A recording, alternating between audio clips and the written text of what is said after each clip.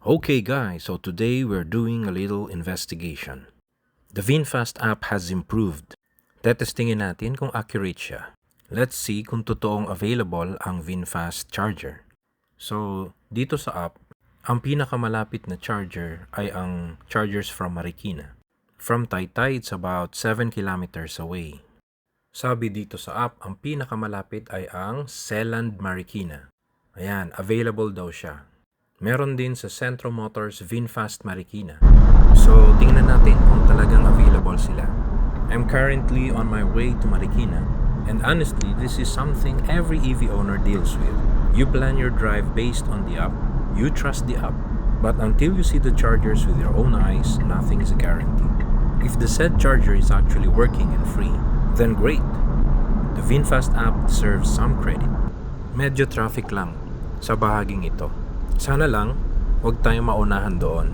If that happens, tatanungin natin yung GSM drivers doon kung kararating lang ba nung sasakyan nila. In that way, malalaman natin na naunahan lang tayo. So malapit na tayo sa Marcos Highway, mag-U-turn lang tayo doon, and then pasok tayo ng Hill Fernando Street. Lately lang nagkaroon ng ganitong update sa app.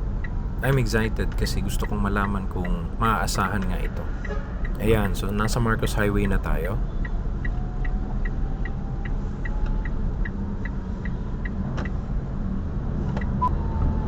Mag-U-turn na tayo dito banda.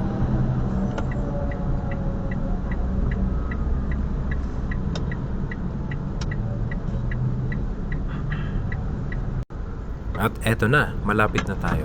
Sa unahan lang nito ay yung Seland Building, kung saan nandun daw yung available VinFast charger. Kinakabahan ako, sana lang talaga hindi tayo maunahan.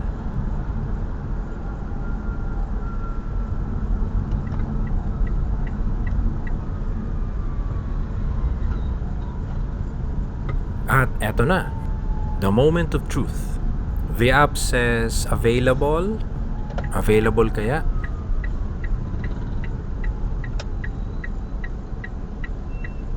Oops, mukhang available.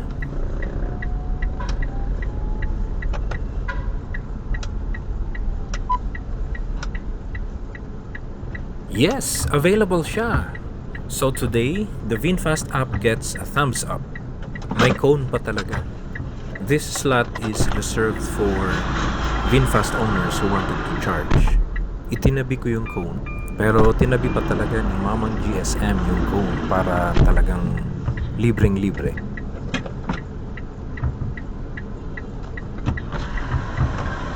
Thank you.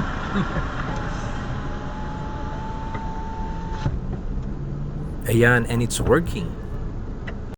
Salamat kay Sir Mon. Shout out sa'yo. Ang maganda pa rito, habang kumakain ako sa nearby store, namomonitor ko yung current state of charge niya. After eating, 82% na siya. Pwede na.